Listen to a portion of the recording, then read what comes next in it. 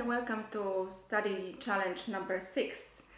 Today we are looking at study opus 113 number 9 by Sebastian Ley again.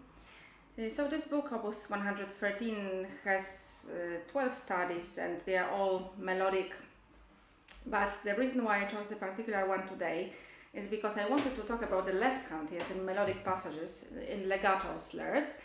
So concentrating today on the finger action in various types of passages, slower and faster ones, and how the action of the fingers will be different.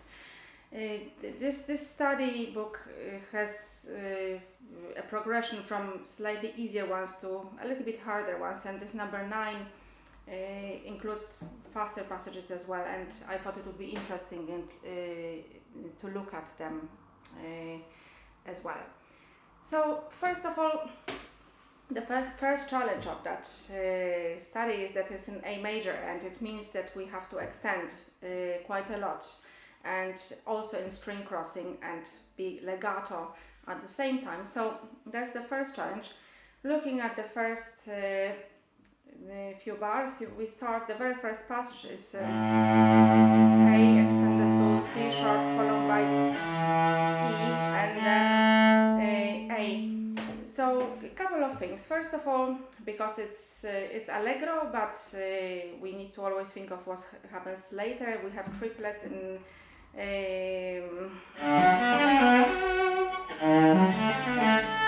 so of course this will affect the choice of the tempo at the beginning. So it starts, it's allegro, but it feels a little bit slower because of the different rhythm at the beginning.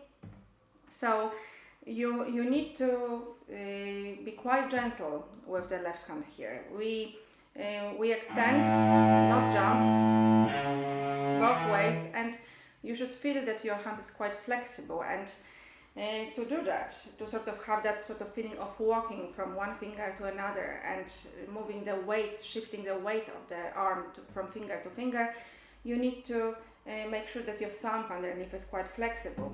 As I said before, in those slower passages, you will need to have quite a gentle and sustained left hand finger action. For example,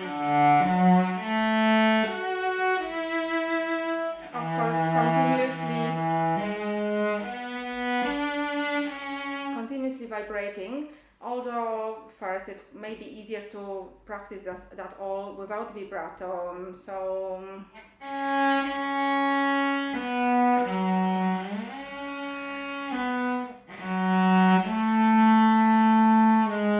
as we go on, generally in those first 3 lines or so, you will have that sort of quite a gentle but sustained and preparing the string changes left hand action. So no sort of percussive motion at all, but more like gentle but shifting the weight from one finger to another. So let's look at, for example, bars from 13 onwards, so that we don't always look at the same fragment.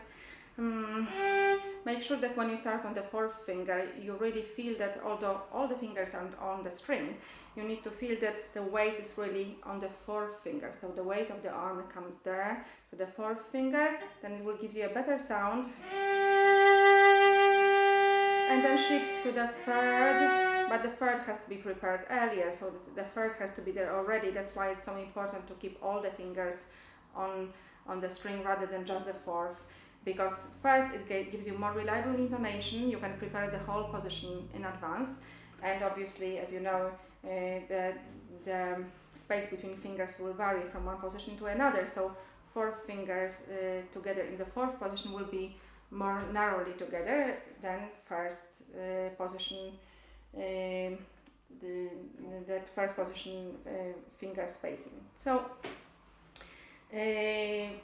practicing always with all the fingers on the strings will make sure that you will know what really your position should feel like, because you will learn by experience. If you prepare them in advance, they are out of tune, you will know next time that they need to be either wider or more narrowly together. So shifting the weight from fingers to the finger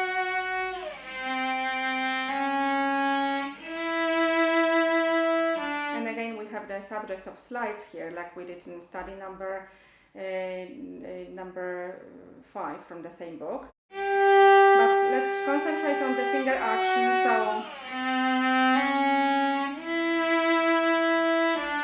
generally speaking, vibrato, once you get the intonation ready, vibrato does help to feel that weight. So once you have practice without it, I'm not against at all helping yourself with vibrato to feel the weight shifting.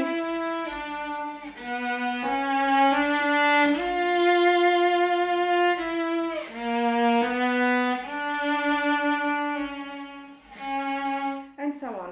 Now, let's look at what's happening later. So, from after bar 21, where I finished my first presentation, you have again similar melody but octave lower.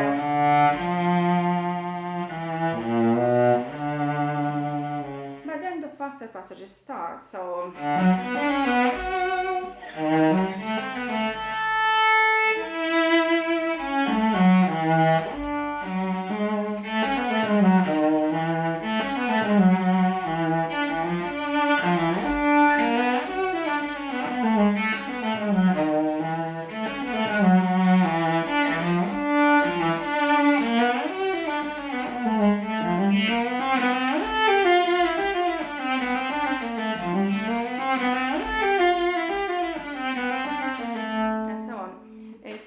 quite an operatic study, so it's really quite rewarding to practice, even though it's not very easy. So I just wanted to say that from bar 30, and actually indeed from also in a couple of places earlier, like bar 17, 18, for example, when you have the triplets, the action of the left hand is changing. So when you have long slurs and fast passages, it's very different from slower passages. So left hand now needs to give the clarity to the notes. They are changing quite quickly, so this sort of gentle action won't quite work the same way as it did in connecting the slower melodies. So you have to be a little bit more percussive, and although it will still allow some legato because you will play with long slurs, the left hand has to be quite strong, and especially when you play piano. The general rule is that in legato, when you play piano, the left hand has to be even stronger than in forte, because if you play the same thing forte, let's say,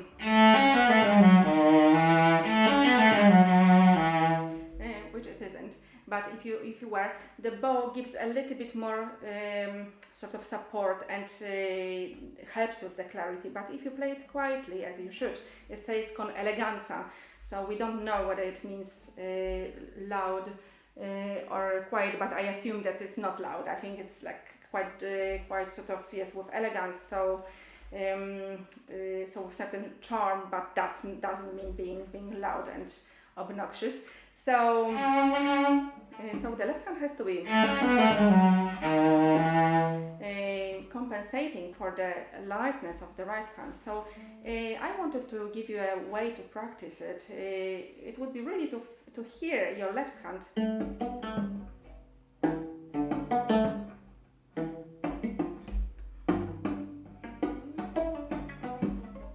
so you need to have a strong sort of hammer-like action of the left hand on the string, and when you go down, so it's easy on the way up actually, because you just add them on the way up and you will hear them if you make sure that they are sort of strong and hammer-like. You always get from shift the weight from one finger to another, that sort of rule remains, but with much stronger action.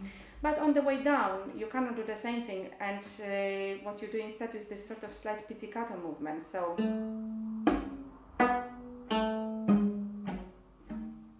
like a left hand pizzicato. So of course you cannot exaggerate, and now I'm just making it a little bit more obvious, so it will be gently so, but practicing it loudly, it's not a bad thing. So then you sort of take off the third finger of the string and stay with the first. Then as you change the positions, then we won't hear it as much.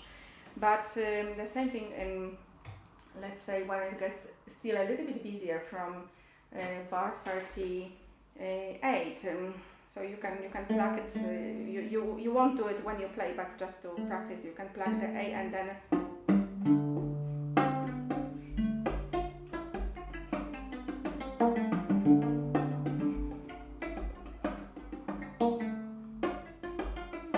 So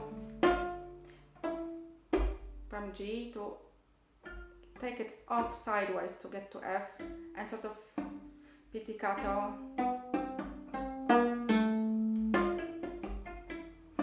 As you go to D is simply a hammer movement, yes, not anymore the pizzicato movement, but because you change the position, but you take the fingers sideways. So yes, other than that, it's a similar material afterwards, and this study is really useful if you want to practice various types of legato in your left hand, and I hope you find it useful and enjoy practicing it. And I will see you next month with our new study challenge. Thank you.